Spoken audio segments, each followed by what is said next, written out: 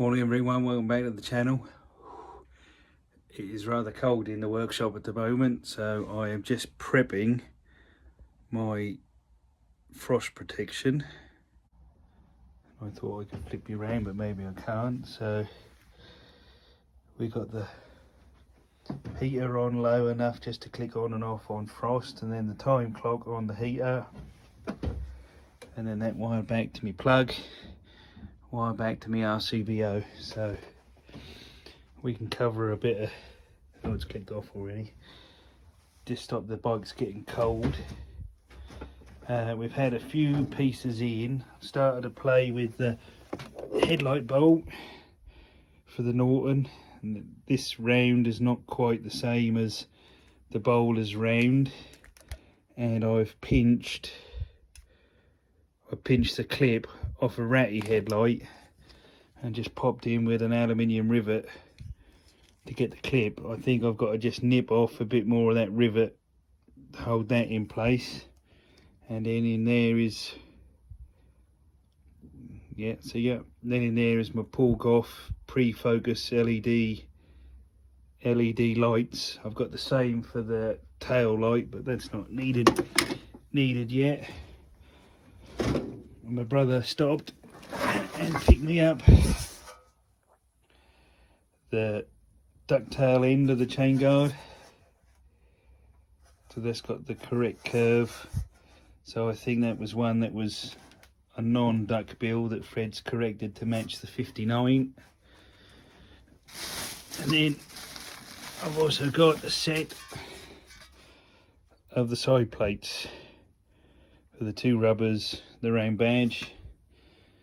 They're in nice nick. They've got to be cleaned and sent and be chromed, so that'll look, no, can't hold it far enough away, so they'll look pretty good.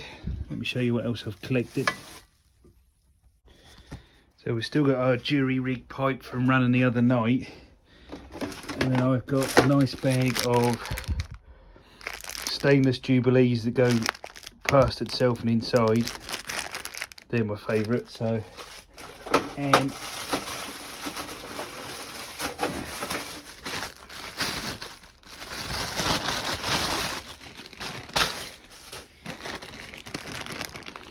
a big pile of giant filters.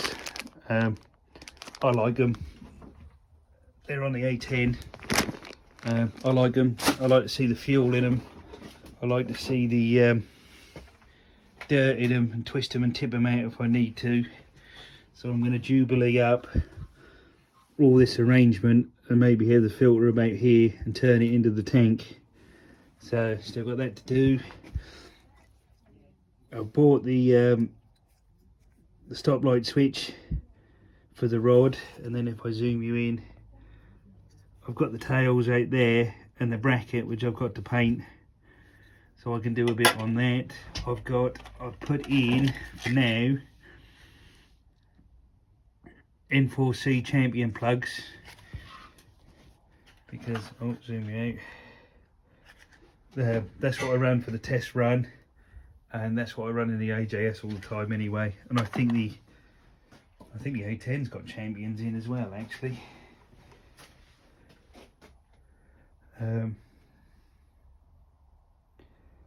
And I don't have the breather, so I think when we started it and it stopped, the crankcase pressure threw it out the breather. Someone will tell me in the comments. There is an outlet, and I believe that's the crankcase breather, and most people run it down and turn it onto the chain, so I had to do that. I want to run it again anyway. So the other thing I did is I bought a bundle of tools because I thought they were interesting, so I'll flip you around and show you them. So hung up there is this snap-on battery tester, and it will do, let's get a closer look.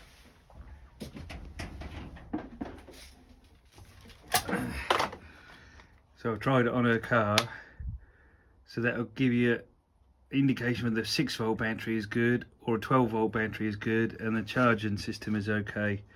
So that's a snap-on YA201. So it works on the wife's car. The other thing I got, which I haven't played with yet, zoom out, not too far because the... So I've got a Mac Tools tester, 612 24 volt. So it's got both plugs on. Oh. So I'll have a rig that up, I'll play with it.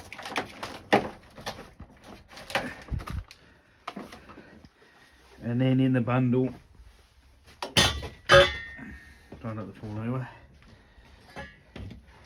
I've got a spray gun that I'll put one of my fittings on, little Bank & Decker spray gun.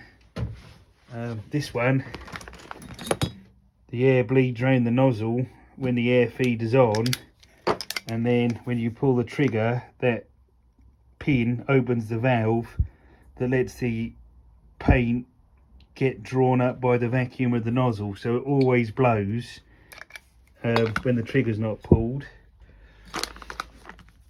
A little Mac drill that does backwards and forwards, just air powered again, so if I want to use that I can. An AF and a metric tap set that I'm not quite sure anyone has ever actually used, because every piece is in here. Oh, silly case. I bought it because I saw this in the picture. I thought it was pretty cool. So all your sizes for your American thread, all your sizes for your metric thread. So a 3.5 for a,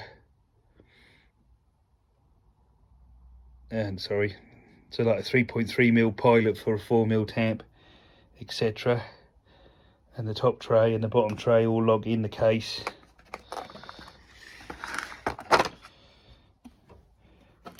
Put that back on top.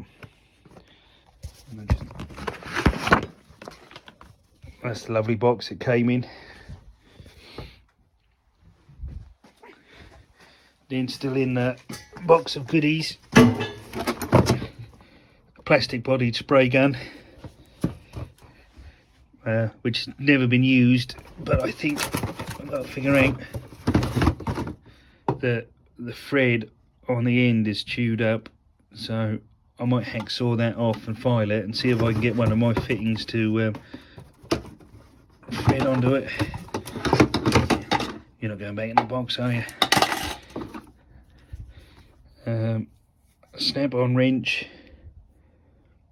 a 3200C, nice snap-on torque wrench. I think this one's then a draper wrench, this air ratchet which works, but the trigger pin is broken because under there is a rubber seal that turns your air on and off with the spring, and the seal is gone and the spring has slipped over the pin. So I'm figuring out how we save that. And then a torque wrench, another snap-on,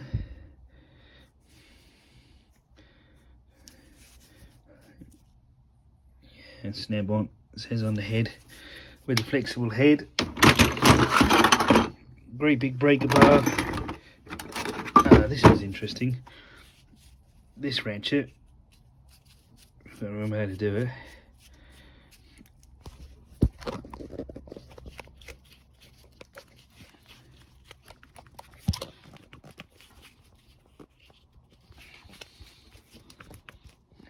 Hang on a sec. Yeah, it's not a one-handed trick. You pull that forward, and then this ratchet. No, missed it.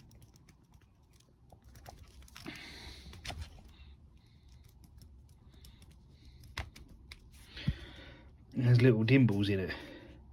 1, 2, 3, so you can change the length.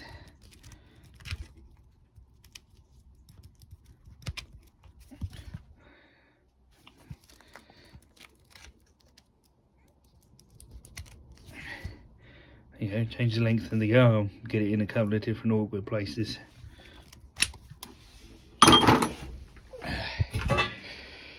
So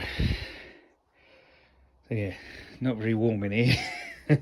I'm going to make it warm, so I'll have a play with that tester, figure out how that works. If we can do multi-voltage, is pretty good. I spoke to a mate who highly recommends them, is a big fan, and then going to start trying to touch up the paint etc on the Norton, and then hopefully get over and do some wiring on Lee's matchless. So yeah, we're pretty much up to date, so cheers for watching, goodbye.